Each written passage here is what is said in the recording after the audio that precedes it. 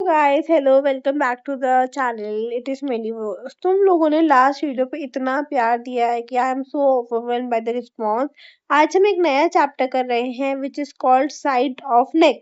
जैसे मेरा सैम है इसने गर्दन साइड में करी तो ये जो साइड ऑफ नेक में ट्राइंगल्स आ रहे हैं हम इनके बारे में जो है डिटेल में बात करने वाले हैं।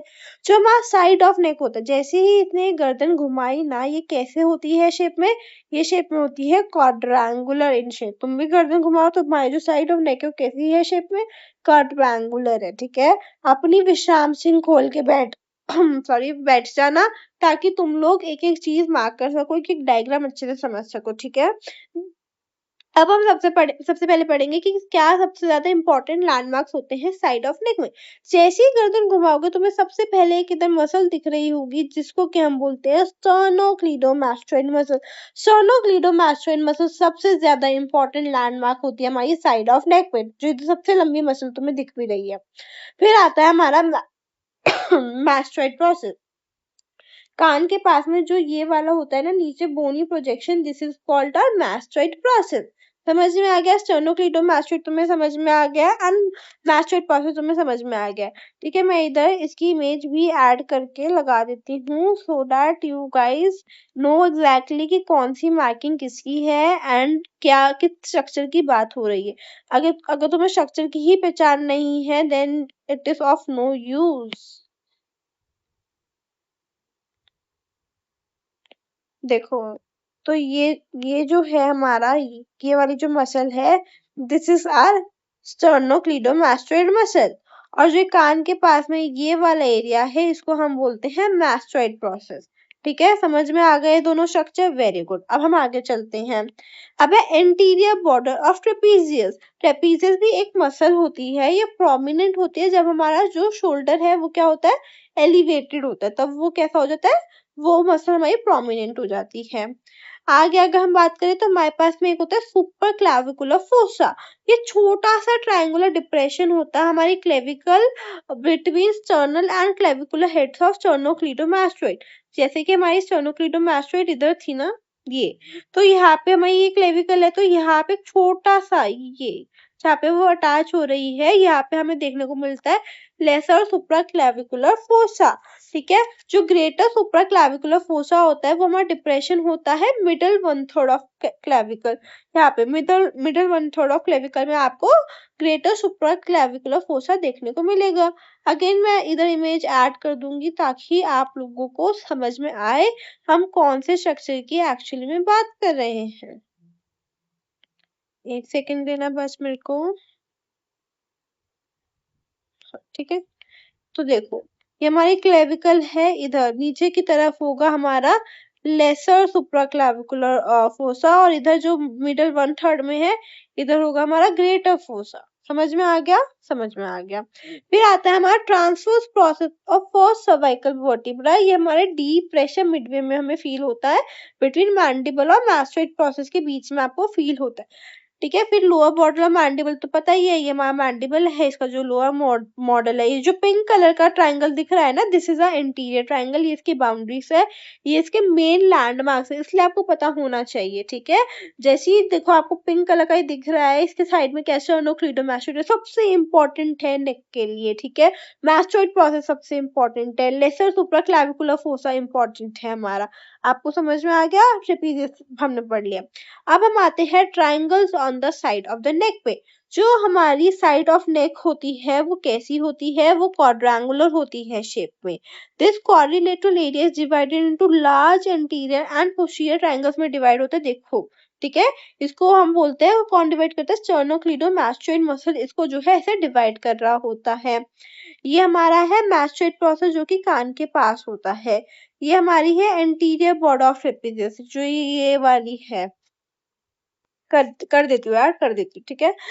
Mastoid process anterior border of trapezius. फिर ये हमारा क्या आ गया ये हमारा आ गया है पोस्टीरियर ट्राइंगल। ये हमारी क्या है ये हमारी क्लाविकल है। ये हमारी आ गई है एससीएम। ये एससीएम है जो ये वाली मसल है ये वाली ये। ठीक है। ये हमारी है ट्रेपीजियस। कर रही हूँ ऐड ताकि तुम लोगों को सारी चीजें अच्छे से समझ आई डोंट केयर कि अगर ये वीडियो थोड़ी सी लंबी हो जाए, बट आई वॉन्ट कि जब तुम ये वीडियो खत्म करो तुम्हें एक एक कंसेप्ट इस वीडियो से समझ में आ जाए। ट्रेपीजियस कहाँ पे होती है, क्या एंटीरियर ट्राइंगल होता है और क्या पोस्टीरियर ट्राइंगल होता है। तो जो ये वाली हमारी मसल है, ये वाली, ठीक है, ये वाली मसल जो है इसको हमने बोला है ट्रेपीजियस, ठीक है। और ये क्या है, ये हमारी है एससीएम। तो जो ये बीच का ये ट्राइंगल आया है ये क्या बना हमारा पोस्टीरियर ट्राइंगल। ये क्या बन गया है, पोस्टीरियर ट्राइंगल। समझ आया, इतना चमका, ठीक है। तो हमने सुपीरियर न्यूक्लियर लाइन देख लिया, मैस्टोइड प्रोसेस देख लिया, इंटीरियर बॉर्डर देख लिया, पोस्टीरियर ट्राइंगल देख लिया, क्लेविकल देख लिया। एंटीरियर ट्राइंगल तो तुम्हें दिख ही रहा है कि क्या है, ये हमारा इंटीरियर ट्राइंगल है, ठीक है। फिर उसकी स्टर्नोक्लीडोमास्टोइड भी देख लिया और लोअर बॉर्डर ऑफ मैंडिबल भी देख लिया। ये पूरा डायग्राम तुम्हें समझ में आ गया है, डायग्राम भी और 3D मॉडल भी। अब हम पढ़ेंगे स्टर्नोक्लीडोमास्टोइड मसल के बारे में। किसके बारे में, जो ये हमें ये वाली मसल दिख रही है इसके बारे में पढ़ेंगे। तो ये जो मसल होती है ये क्या है, ये की मसल होती है हमारे नेक को, जो कि ओब्लिकली जा रही, देख रहे हो तुम कैसे डायगनली जा रही है वो, और ये पोस्टीरियर और एंटीरियर ट्राइंगल्स को जो है डिवाइड करने का काम करती है। जो ये मसल होती है इसके दो हेड होते हैं, एक होता है इसका स्टर्नल हेड और एक होता है इसका क्लेविकुलर हेड। जो क्लेविकुलर हेड है वो साइड वाला होता है और जो स्टर्नल हेड है वो ये वाला होता है। अगर मैं तुम्हें इसमें भी मार्क करके बताना है इसमें भी बता देती हूँ, कोई बड़ी बात नहीं है। लेट मी ऐड हियर, एक सेकेंड लगता है बस इसको ऐड करके बताने में, ताकि जब भी तुम पढ़ो यू हैव अ क्लैरिटी कि स्टर्नल हेड क्या होता है और क्लेविकुलर हेड क्या होता है। ये हमारी है मसल, ये हमारी क्या है, स्टर्नोक्लीडोमास्टोइड मसल। ये क्या है, ये हमारा क्लेविकल है। हमने बोला इसके दो एंड होते हैं, ठीक है, इसके क्या होते हैं, इसके दो एंड होते हैं। जो ये वाला एंड है वो हमारा होता है स्टर्नल हेड, ठीक है। और जो ये वाला एंड होता है इसको हम बोलते हैं क्लेविकुलर एंड, ठीक है, क्लेविकुलर हेड, ठीक है। समझ में आ गया, क्लेविकुलर हेड और स्टर्नल हेड। जो हमारा क्लेविकल से अटैच होगा उसको क्लेविकुलर हेड, और जो स्टर्नम मैनिपुलम स्टर्नाई के पास जाएगा उसको हम स्टर्नल हेड बोलेंगे सिंपल भाषा में। जो स्टर्नल हेड होता है वो हमारा टेंडियंस होता है, वो राउंड टेंडर और मैनिपुलम स्टर्नाई से आ रहा है, मैंने जैसे बताया आपको वही लिखा हुआ है इसमें। क्लेविकुलर हेड जो है वो मीडियल थर्ड ऑफ क्लेविकल से आ रहा है। इनकी इंसर्शन कहाँ पे होती है, इसकी इंसर्शन होती है मास्टोइड प्रोसेस पे या फिर सुपीरियर न्यूक्लियर लाइन। जो कान की देख रहे हो लाइन होती है ना, इधर मैं बता देती हूँ, ये जो कान की देखो ये जो लाइन होती है ये यहाँ पे जाके जो है इंसर्ट होता है और जो है मास्टोइड प्रोसेस पे इंसर्ट होते हैं। ये दोनों इसके क्या है, इंसर्शन पॉइंट्स है। तो जल्दी से अगर हम एससीएम रिवाइज करें तो एससीएम जो है कहाँ से ओरिजिन हो रही थी, ये ओरिजिन हो रही थी मेरी क्लेविकल से हो रही थी और ये मेरी ओरिजिन हो रही थी मैनिपुलम स्टर्नाई से। अगर स्टर्नाई से है हम उसको स्टर्नल हेड बोल रहे हैं, अगर क्लेविकल से है तो हम उसको क्लेविकुलर हेड बोलेंगे, ठीक है। इतनी बात हमें समझ में आ गई थी दीदी। अब इसकी इंसर्शन कहाँ पे, इसकी इंसर्शन एक तो हमारी सुपीरियर न्यूक्लियर लाइन पे है या फिर हमारे मास्टोइड प्रोसेस पे है। हो गई हमारी स्टर्नोक्लीडोमास्टोइड की ओरिजिन इंसर्शन हमें याद। अगर हम आर्टरी की बात करें तो हम क्या बोल रहे हैं कि भाई ये तो सुपीरियर न्यूक्लियर लाइन के पास जाएगी। अगर ये सुपीरियर न्यूक्लियर लाइन के पास में जा रही है इंसर्ट होने, ठीक है, सुपीरियर न्यूक्लियर लाइन के पास, तो वहां पे कौन सी आर्टरी होगी, पोस्टीरियर आर्टरी होगी ना, पीछे की साइड पे है, हमने स्कैल्प पे भी पढ़ा था। तो वहां पे पोस्टीरियर ऑरिकुलर आर्टरी और ऑसिपिटल आर्टरी होगी। मीडियल में हमें सुपीरियर थायराइड आर्टरी मिलेगी और नीचे वाले पार्ट पे स्कैपुला के पास में सुप्रा स्कैपुलर आर्टरी देखने को मिलती है। और कौन सी नर्व हमारी स्टर्नोक्लीडोमास्टोइड को सप्लाई करते हैं, इंपॉर्टेंट है, वो है स्पाइनल एक्सेसरी नर्व, ठीक है। कौन सी है, स्पाइनल एक्सेसरी नर्व। अब हमारा जो स्टर्नोक्लीडोमास्टोइड मसल है उसका काम क्या होता है, वो जब मसल कॉन्ट्रैक्ट कंसर्ट होने, ठीक है, सुपीरियर न्यूक्लियर लाइन के पास, तो वहां पे कौन सी आर्टरी होगी, पोस्टीरियर आर्टरी होगी ना, पीछे की साइड पे है, हमने स्कैल्प पे भी पढ़ा था। तो वहां पे पोस्टीरियर ऑरिकुलर आर्टरी और ऑसिपिटल आर्टरी होगी। मीडियल में हमें सुपीरियर थायराइड आर्टरी मिलेगी और नीचे वाले पार्ट पे स्कैपुला के पास में सुप्रा स्कैपुलर आर्टरी देखने को मिलती है।